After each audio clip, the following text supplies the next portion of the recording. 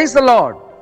வாழ்வை வளமாக்கும் தேவ வார்த்தை 1 சாமுவேல் 15ஆம் அதிகாரம் 22ஆம் வசனம். அதற்கு சாமுவேல், கர்த்தருடைய சத்தத்திற்கு கீழ்ப்படுகிறதை பார்க்கிலும் சர்வாங்க தகனங்களும் பலிகளும் கர்த்தருக்கு பிரியமாயிருக்குமோ? பலியை பார்க்கிலும் கீழ்ப்படிதலும் ஆட்டுக்கடாக்களின் நினத்தை பார்க்கிலும் செவி கொடுத்தலும் உத்தமம். ஆம் பிரியமானவர்களே, பலியை பார்க்கிலும் கீழ்ப்படிதல் உத்தமம் என்று இந்த வார்த்தையை நாம் எடுத்துக்கொள்ள வேண்டும். இன்றைக்கு இந்த வார்த்தைகளை நாம் எல்லோரும் நம் இருதயங்களில் எழுதி கொண்டு தினமும் வாசிக்க வேண்டும். வெளிப்படையாக காட்டப்படும் சடங்குகள் ஒருபோதும் இதயபூர்வமான கீழ்ப்படிதலின் இடத்தை எடுத்துக்கொள்ள முடியாது. ஆம், இன்றைக்கு மனுஷருடைய தப்பிதங்கள் பார்த்தீர்கள் என்று சொன்னால், அவர்கள் எதை வேண்டுமானாலும் செய்வார்கள், எப்படி வேண்டுமானாலும் செய்வார்கள். ஆனால் அதற்கு ஈடு ஒரு ஆடோ அல்லது ஒரு கோழியோ அல்லது மிருகங்கள் ஏதோ ஒன்று அங்கே பலியிடப்பட்டால் அது தன்னையும் தன்னுடைய குடும்பத்தையும் தன்னை சுற்றி சூழ்ந்திருக்கிற சகலத்தையும் பாதுகாக்கும் என்று சொல்லி மனுஷன் நினைத்து கொண்டிருக்கிறான். இதை வேதத்தை புரிந்தவர்களும் இதை நினைக்கிறார்கள், புரியாதவர்களும் இப்படிப்பட்ட காரியங்களை அவர்கள் செய்கிறார்கள். ஆனால் வேதம் தெளிவாய் சொல்லுகிறது, பலியை பார்க்கிலும் கீழ்ப்படிதல் உத்தமம். வேதம் சொல்லுகிற காரியம் என்னவென்று சொன்னால், மனுஷனுடைய பாவங்களை மன்னிக்கிறதற்கு ஒருவர் மாத்திரமே உண்டு, அவர் இயேசு கிறிஸ்து மாத்திரமே. இயேசு கிறிஸ்து என்று சொன்னால் சாதாரணமான ஒரு நபர் அல்ல, அவர் தெய்வம் என்பதை எல்லாம் அறிந்திருக்கிறோம்.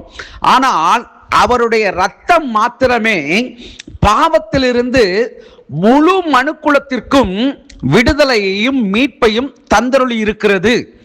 இதை அறியாத அநேகர் தங்கள் வாழ்க்கையிலே தங்கள் தெய்வங்களுக்கு, குல தெய்வங்களுக்கு, குல வழிபாட்டு முறைகளுக்கு பல பலிகளை செலுத்துகிறார்கள். இதிலே தேவன் பிரியமாய் இருக்கவில்லை. தேவன் எதிலே பிரியமாய் இருக்கிறார் என்று சொன்னால், அவருடைய வார்த்தையை விசுவாசிக்கிறவர்களும் அவருடைய வசனத்தின்படி நடக்கிறவர்களும் இயேசு கிறிஸ்துவின் இரத்தத்தினாலே முழுவதுமாய் கழுவப்பட்டு அவர்களுடைய பிள்ளைகளாய் வாழ்கிறவர்களுக்கு மாத்திரமே தேவன் செவி கொடுக்கிறவராய் இருக்கிறார். இது அல்லவா உத்தமம்? இன்றைக்கு மனுஷனுடைய பலிகள் கர்த்தருக்கு உகந்ததாய் இருக்கக்கூடுமோ? ஏனென்று சொன்னால், தேவன் அவருடைய சிங்காசனம் வானத்தில் இருக்கிறதாம், அவருடைய பாதப்படி இந்த பூமியில் இருக்கிறதாம். அப்படிப்பட்ட தெய்வத்திற்கு எப்படி இவர்கள் பலியை செலுத்த முடியும்? யோசித்து பாருங்கள். நிச்சயமாக பாவத்தின் சம்பளம் மரணம் என்று வேதம் சொல்லுகிறது. அந்த பாவத்திலே மனுஷனுக்கு விடுதலை தரும்படியாக இயேசு கிறிஸ்துவே பலியானார். ஆகவே இந்த நாளிலே தேவ பிள்ளைகளே, இந்த வார்த்தையை கேட்கிறவர்களே, உங்கள் வாழ்க்கையிலே நீங்கள் முன்னேற வேண்டும், ஆசீர்வாத நிலையை அடைய வேண்டும், ஆசீர்வாதத்தை சுதந்தரிக்க வேண்டும் என்று சொன்னால் ஒரே வழி ஆண்டவராகிய இயேசு கிறிஸ்து மாத்திரமே. உங்களுடைய மரண நாட்களுக்கு பின்பதாக ஒரு வாழ்வு இருக்கிறது என்பதை மறந்து போகாதீர்கள். இயேசு கிறிஸ்து சொல்லி இருக்கிறார், நானே வழியும் சத்தியமும் ஜீவனுமாயிருக்கிறேன். ஒருவன் என்னை பின்பற்றாமல், ஒருவன் என் வழியிலே நடவாமல் அவன் பரலோக ராஜ்யத்திலே அவன் பிரவேசிக்க முடியாது என்று திட்டவட்டமாக சொல்லி இருக்கிறார். அப்படிப்பட்டதான தெய்வத்தை வழிபடுகிறவர்கள், ஏற்றுக்கொள்கிறவர்கள் நிச்சயமாக அவருடைய வாழ்விலே முழுமையான ஆசீர்வாத நன்மைகளை சுதந்தரிப்பார்கள். உங்கள் வாழ்க்கையிலே இயேசு கிறிஸ்துவை ஏற்றுக்கொள்ளுங்கள். உங்கள் பலிகளை பார்க்கிலும், உங்கள் காணிக்கைகளை பார்க்கிலும் உங்களுடைய அர்ப்பணித்தலே மிகவும் முக்கியமான ஒன்றாய் இருக்கிறது. உங்களுடைய கீழ்ப்படிதலே மிகவும் முக்கியமான ஒன்றாய் இருக்கிறது.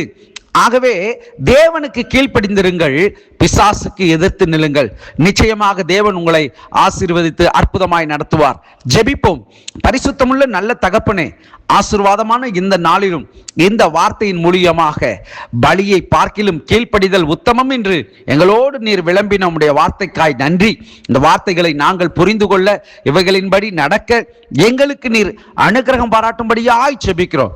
இந்த நாளை ஆசீர்வதித்து இந்த நாளுக்குரிய சகல நன்மையும் சுகமும் எங்களுக்கு நீர் தந்து அற்புதமாய் நடத்துவீராக. உம்முடைய கிருபையின் கரத்திலே எங்களை தாழ்த்தி அர்ப்பணிக்கிறோம். கிறிஸ்து இயேசுவின் நாமத்தில் ஜெபிக்கிறோம் எங்கள் ஜீவனுள்ள நல்ல பிதாவே, ஆமேன், ஆமேன். God bless you.